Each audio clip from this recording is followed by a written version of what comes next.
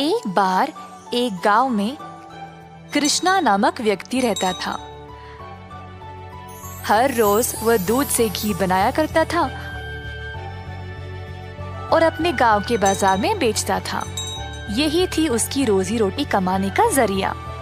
अपने शुद्ध और मजेदार घी के लिए कृष्णा बहुत मशहूर था। घी ले लो, शुद्ध देसी गाय का घी ले लो, घी ले लो, घी ले लो। एक दिन एक मिठाई वाला सुंदर ने कृष्णा को बुलाया और 1 किलो घी के लिए मांगा। कृष्णा गया उसके पास। कृष्णा भाई, मुझे 1 किलो घी चाहिए।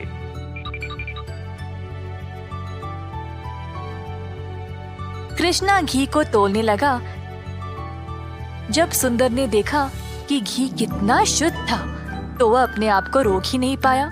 सुंदर ने और घी लेने का निर्णय लिया। रुको कृष्णा, मुझे तुम 1 नहीं 2 किलो घी दे देना। पता नहीं बाद में बचेगा या नहीं।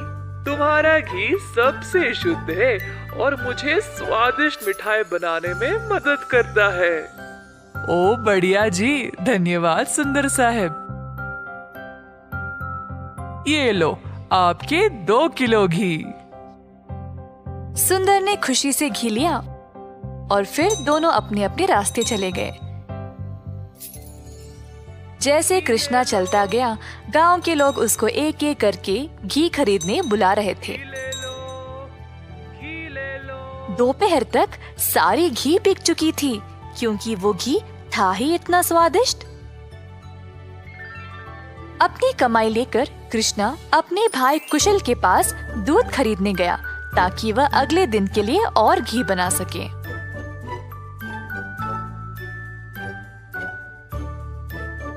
हर रोज कुशल देखता था कि उसका भाई बहुत घी बेचकर अच्छा पैसा कमा रहा था और उसका कारोबार दिन पे दिन और भी ज्यादा बढ़ने लगा। भाई, मुझे 5 लीटर दूध चाहिए घी बनाने के लिए। ओह, अभी तो मेरे पास नहीं है 5 लीटर। क्यों ना तुम शाम को आ जाओ, मैं तुम्हारे लिए बाजू में रखूंगा। कृष्णा के निकलने के बाद कुशल की पत्नी उसके लिए पानी लेके आई। देखा कमला, कृष्णा की तो किस्मत ही बदल रही है। दोपहर में ही इसने सारी घी बेच डाली और दूध के लिए वापस आया था।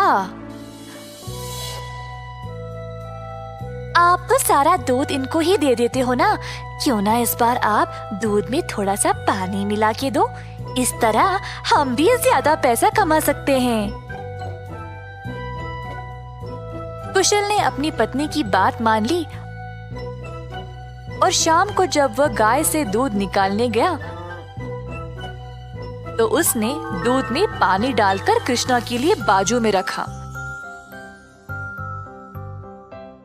अब कुशल रोज यही करने लगा। धीरे धीरे वह पानी की मात्रा और भी बढ़ाने लगा।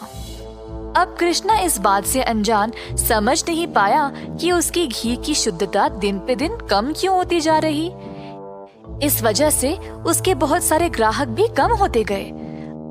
अब कृष्णा दूध की गुणवत्ता को जांचना चाहता था तो उसने दही जमाया। जब दही जमा तो उसने ऊपर इतना सारा पानी देखा। शायद गाय की सेहत ठीक नहीं है, इसीलिए अच्छा दूध नहीं दे रही होगी। मैं कुशल को ये बात बोलता हूँ। जब कृष्णा कुशल के घर गया तो उसने अपने भाई और उसकी पत्नी को दूध में पानी मिलाते हुए देख लिया। अब उसको समझ आ गया कि उसकी घी की शुद्धता इतनी कम क्यों हो गई थी। ना जानते हुए कि वह क्या करे और बिना कुछ कहे कृष्णा वहां से निराश होकर चला गया। अब कृष्णा ने अपनी कमाई से 2 गाय खरीदे और खुद दूध निकालना शुरू किया। अब फिर से कृष्णा अच्छी वाली शुद्ध घी बनाने लगा। कृष्णा ने अपनी एक छोटी सी दुकान खोल ली जहाँ पे वो शुद्ध देसी घी बेचने लगा। उसी समय सुंदर उसके पास आया और बोला, हाय कृष्णा, पिछले कुछ दिनों से घी कुछ ठीक नहीं है। मेरे मिठाइयों के लिए अच्छे ग्राहक थे, केवल आपकी शुद्ध घी की वजह से। उम्मीद है अब आप अच्छा घी बना रहे हो। मैं चाहता हूँ कि मेरे ग्राहक वापस आ जाए। आप ये 2 गाय देख रहे हो, ये मैंने ही लाए हैं अब खुद दूध निकालने। अब से मैं ही दूध निकाल रहा हूँ, तो आज से घी भी सबसे बढ़िया मिलेगी।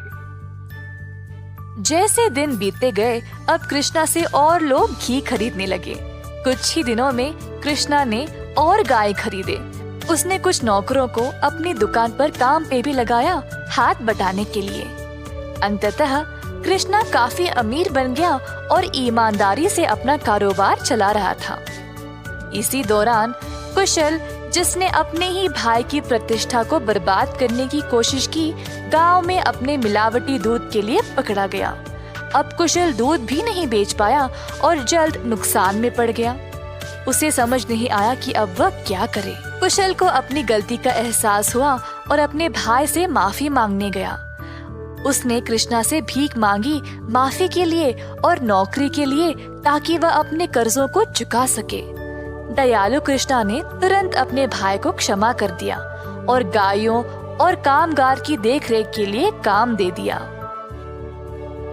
इस कहानी से हम ये सीखते हैं कि दिल से माफी मांगने वाले को माफ कर देना चाहिए और हमेशा एक अच्छी प्रतिष्ठा रखनी चाहिए। जादुई कुआं। कई साल पहले एक छोटे से गांव में था एक जमींदार अरविंद नाम का। वे बहुत अनुशासित थे। हर रोज सवेरे मुर्गे के कुकड़कू बोलते समय ही जाग जाते थे।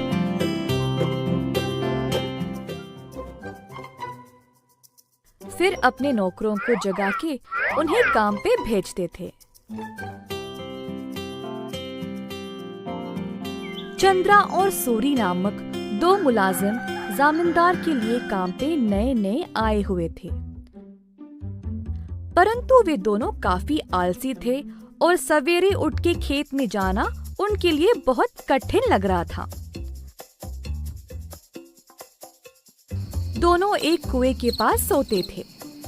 एक दिन चंद्रा ने सूरी से कहा, हाय रे, हर रोज सवेरे जाग के जाना बहुत ही कठिन काम है ना।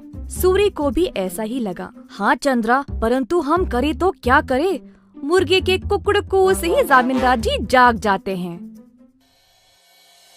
अरविंद जी ने इन दोनों का व्यवहार ध्यान से और चुपचाप से जांचा।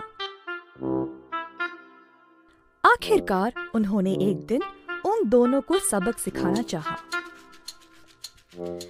एक दिन जब दोनों सो रहे थे, कुएं के अंदर से आवाज आई, सूरी, कितनी देर और सोओगे? उठो और काम पे निकलो। सूरी को नींद में ही आवाज सुनाई दी और वह अचानक से जाग गया। बाजू देखा तो चंद्रा आराम से सो रहा है। सूरी को समझ नहीं आया कि ये आवाज कहाँ से आई। बुरा सपना मान के वो फिर से सो गया। अगले दिन की बात है और दोनों उसी कुएं के पास सोए थे। इस बार कुएं वाली आवाज चंद्रा को सुनाई दी। वो भी अचानक से जाग गया।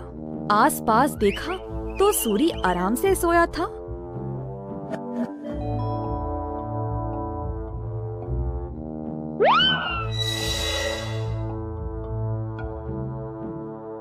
कोई बुरा सपना था शायद, ऐसा सोचकर वो भी फिर से सो गया।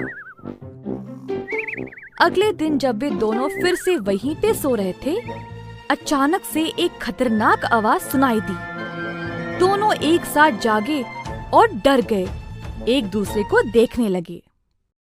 भाई सूरी, आपको भी सुनाई दिया क्या? हाँ चंद्रा, मैं बहुत डर गया और ये कोई बुरा सपना भी नहीं है। ये भयानक आवाज इस कुएं से आ रही।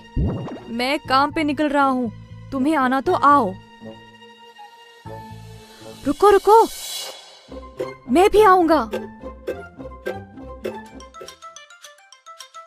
उस दिन दोनों ने बहुत मेहनत से खेत में काम किया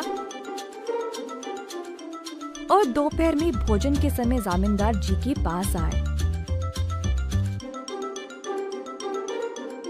खाना खाते समय दोनों की शक्ल पे सिर्फ परेशानी लिखी हुई थी।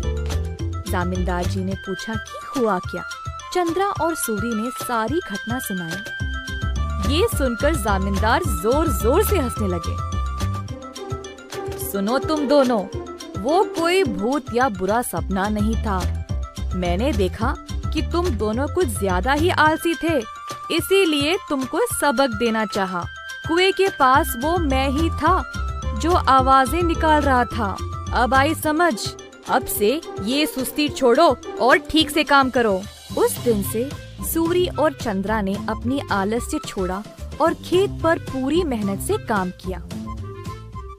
अच्छे से अपनी रोजी रोटी कमाई और खुशी से जीवन बिताया। एक बार गोपी नामक एक किसान रहता था।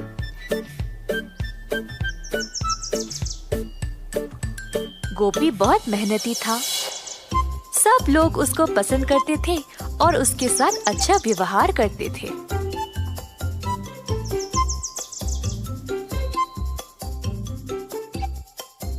गोपी के घर के बाजू में रहता था किशोर।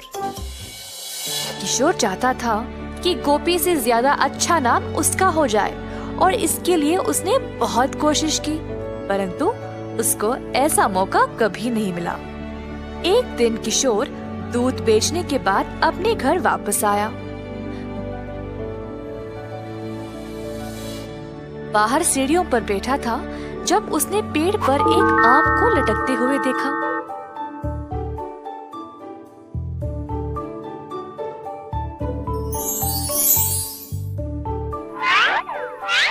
उसने आम को तोड़ा और अपने रुमाल में बंद कर दिया। आम को पकड़ के वह गोपी का इंतजार कर रहा था। जब गोपी वापस आया तब किशोर उसके पास गया और बोला, ओ गोपी, मैं तुम्हारी प्रतीक्षा कर रहा था। क्या बात है किशोर? मैंने इस रुमाल में एक फल को लपेटा है। क्या तुम अंदाजा लगा सकते हो कि इसमें क्या है? अगर तुमने सही जवाब दिया तो तुम खुद अपने हाथों से मेरे घर से जो मर्जी ले जा सकते हो। अगर तुमने गलत बोला तो मैं अपनी मर्जी से अपने हाथों से कोई भी चीज तुम्हारे घर से ले जाऊंगा। ठीक है, मुझे लगता है इसमें अमरूद है। गलत जवाब, इसमें आम है। अरे अच्छा, अब क्या?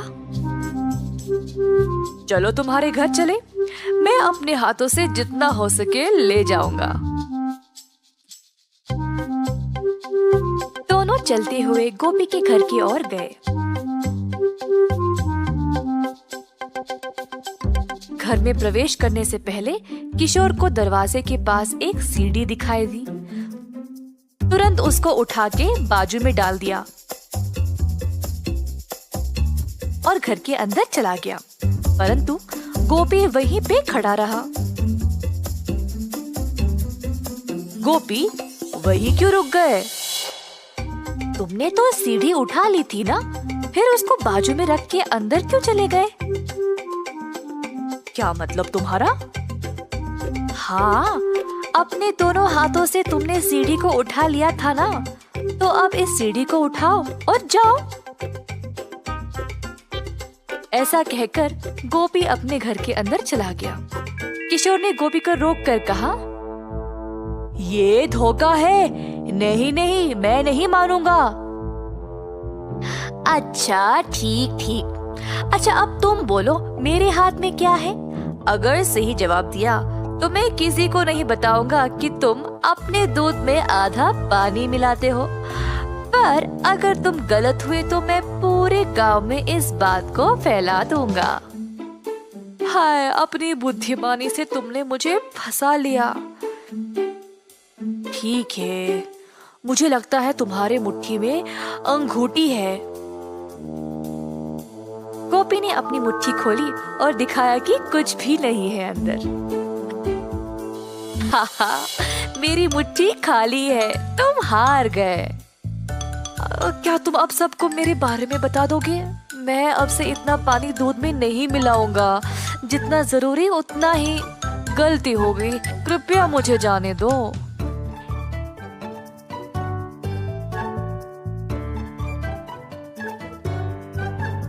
इस कहानी से हम ये सीखते हैं कि आत्म अनुशासन के बिना सफलता असंभव है।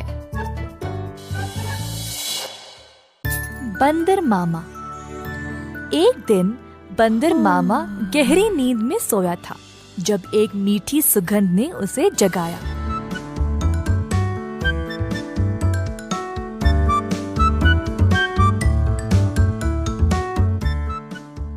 अपनी टोपी और जूते पहनकर बाहर निकल पड़ा खुशबू सूंघते सूंघते।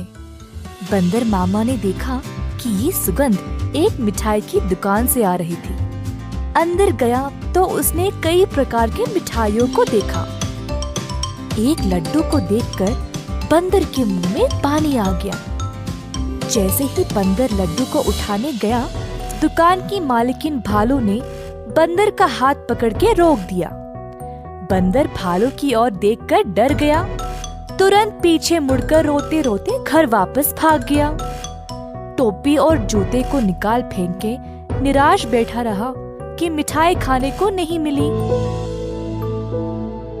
भालू काफी आलसी थी। जब उसने देखा कि बंदर उसकी मिठाइयों की सुगंध को सूंघ कर आया, उसके दिमाग में एक विचार आया। भालू अपने दुकान में मिठाई संवारने के लिए बहुत आलसी थी, तो उसने सोचा कि वह सारे जानवरों को मिठाई की सुगंध से आकर्षित करके उन सब से सारा काम करवाएगी। अगले दिन भालू जानबूझ के मिठाई हाथ में लिए सड़क पर चलने लगी। मिठाइयों की सुगंध से सब जानवरों को आकर्षित करे, यही थी उसकी योजना।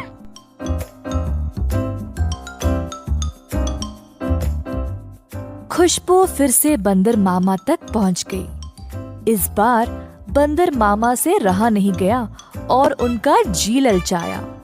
वह किसी भी हालत में मिठाई खाना चाहता था। बंदर मामा चुपके से दुकान के बाजू वाले पेड़ पर लटकने लगा।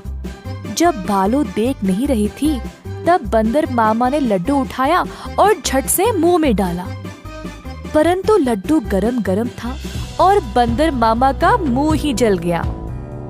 बंदर मामा को बहुत गुस्सा था। जल्दी घर भागा और पानी पी लिया। फिर से अपनी टोपी और जूते निकाल फेंक के रोने लगा।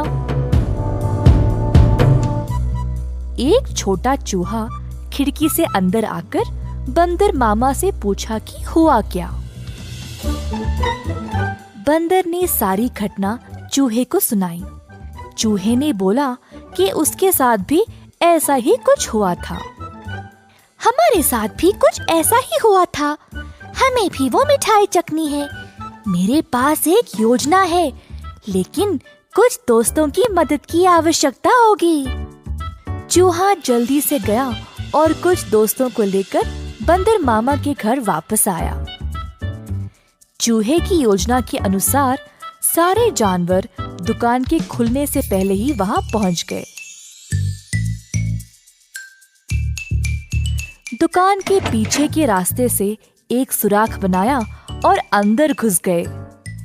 एक बंदर सारे मिठाइयों को देखकर ललचा गया। जोश में आकर कूदने लगा और नाचते नाचते केक के मिश्रण में गिर पड़ा। एक और बंदर एक बड़े से बाल्टी में झांका, ये सोचकर कि अंदर मिठाई होंगे, और फिसल के उसी के अंदर गिर गया। तीसरे बंदर ने एक बड़ी गोल सी थाली पर लड्डू देखा। थाली की ओर दौड़ा और लड्डू खाने की कोशिश की, परंतु थाली गोल गोल घूमने लगी। बंदर लड्डू के पीछे भागता रहा और थाली रुकने का नाम ही नहीं ले रही थी। इसी दौरान भालू दुकान पर आ पहुंची। एक बंदर केक के मिश्रण में फंसा था। दूसरा बड़ी बाल्टी में और तीसरा बस लड्डू के पीछे गोल गोल घूम रहा था। ये सब देखकर भालू आश्चर्यचकित रह गई और सोची कि ये बंदर यहाँ चोरी करने आए हैं। जल्दी से एक छड़ी उठाई और बंदरों को मारने ही वाली थी, जब एक बंदर ने बोला, हम यहाँ चोरी करने नहीं आए हैं, हम केवल आपकी मिठाई को चखना चाहते थे। इनकी सुगंध इतनी मजेदार है, बस हमसे रहा नहीं गया। भालू ये सुनकर जोर से हंसने लगी। मेरे दुकान में चोरी छुपे घुसना गलत बात है। खैर छोड़ो, वैसे भी मुझे मिठाई बनाने में मदद चाहिए। अगर तुम लोग हर रोज मेरी सहायता करोगे तो मैं तुम्हें अच्छे अच्छे मिठाई खाने के लिए दूंगी। ये सुनकर बंदर मामा और उसके दोस्त खुश हो गए। उस दिन से सब जानवर मिठाई की दुकान पर काम करने लगे। भालू ने अच्छे से बंदरों का फायदा उठाया, बंदरों से मिठाई बनवाई और सजा सवार के रखवाया भी। मिठाई बेचने का काम भी बंदरों को ही दे दिया और भालू सिर्फ बैठ के मजे ले रही थी। भालू का पति ये सब देख रहा था।